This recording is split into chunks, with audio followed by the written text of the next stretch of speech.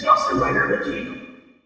Hey YouTube, Dawson Rider here with my review of Kamen Rider Ex-Aid episode 37, and this was another pretty solid episode. It was finally the official in-show debut of Taddle Legacy, sorry. I only say it like that because every time I've been mentioning like the build-up to this level 100, I get people commenting at me like, well actually, it premiered in the movie. I know it premiered in the movie, I'm talking about the debut in the show. Because some people can't see the movie for a year because it takes forever to get here. And I don't even know if I'll watch it. But I know that form was a thing. But yeah, I don't mean to sound like a jerk, but like, people keep mentioning it as if I don't know and I do. And I'm just talking about the debut of this form in the show because they sort of been building up to it for like 3 weeks now. So he finally debuted it. It was kind of almost a lack of fanfare around it. Like, it was kind of a build-up. It wasn't as a build-up as some other things, but then it was just like, oh hey look, I can transform now. So it mainly revolved around his choice about continuing to fight for Kronos, because Kronos basically said, you know, I'll do what you want with your girlfriend. That sounded, nope. No, but like, you know, I'll revive her if you take out Palad, because if we take out Palad, then M can't transform because he's got no more Bugster juice in him. That's, wow, it's already a dirty review, guys. But so yeah, that's the plan. And that's an interesting conflict because it's not like a straight up, like, kill your friend situation. Like, usually those situations are like that when you have someone that turns or is pretending to turn where they actually have to take out a friend. But in this case, it's actually taking out an enemy, but that will later obviously would cripple M because he would not be able to transform.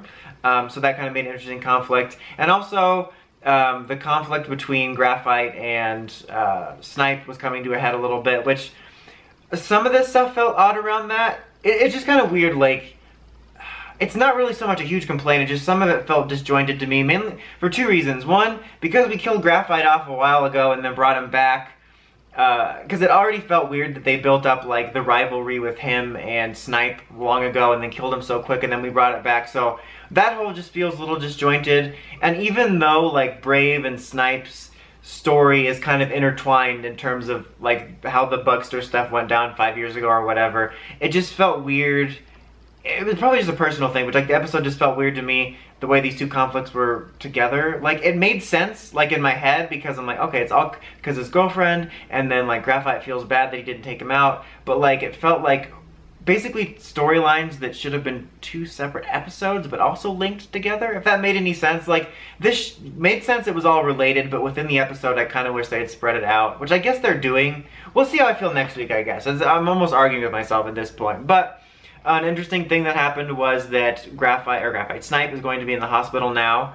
They made it seem like he died at the end, but like in the next week he's in cutscenes and stuff, and like there's going to be an actual surgery and like a question over whether or not Hero's going to save him, which you know he will.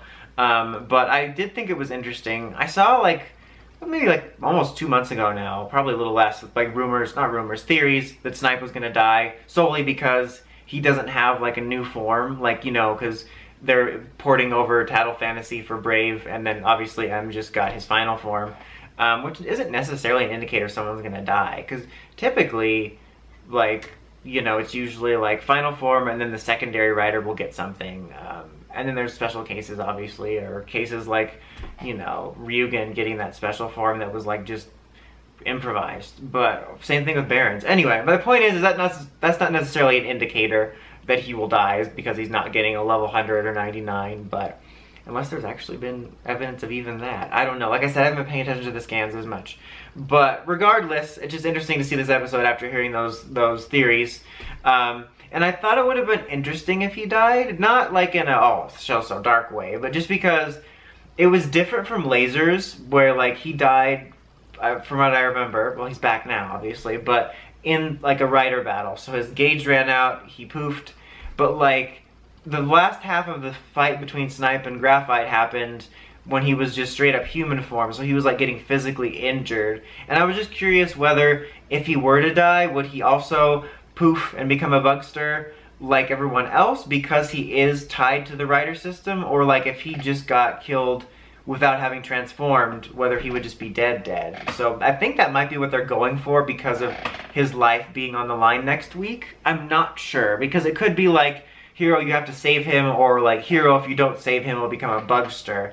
So I don't know, like that was just kind of interesting. And it's funny like how Hero was hesitating so much when like all the crazy fight stuff was happening, because instead of hesitating, he could have very easily just taken out Palad or whatever and then helped. But I think that's also an interesting dilemma. I'm kind of curious how that'll all go. I don't think he's going to end up taking out Palad. I think they're going to want to save that final fight for Ex-Aid and Paradox. But I just thought it was an interesting idea of what if he succeeded, because obviously, given that we're still like, what, 10 episodes? 10, give or take, like more or less. But for the end, like if he were hypothetically to take out Paradox this week or next week, like what M would do, because they'd probably come up with some way for him to transform. Like, would he infect himself again? Would he still be able to do it for some like Rider Jesus way? I don't know. I thought it was kind of interesting to think about. So, and it's also one of those things where I can sort of feel like I know what they're doing, but I also don't. But yeah, we'll see. But this was overall just a solid episode. It was also kind of one of those waypoints. I think I mentioned that last week too, was it? But still good. I would probably give it like a... I'll be generous. I'll give it an 8. Like, there was nothing really bad about it. It was just kind of solid. But anyway, until next time, don't forget to like, comment, subscribe. It's Awesome Rider.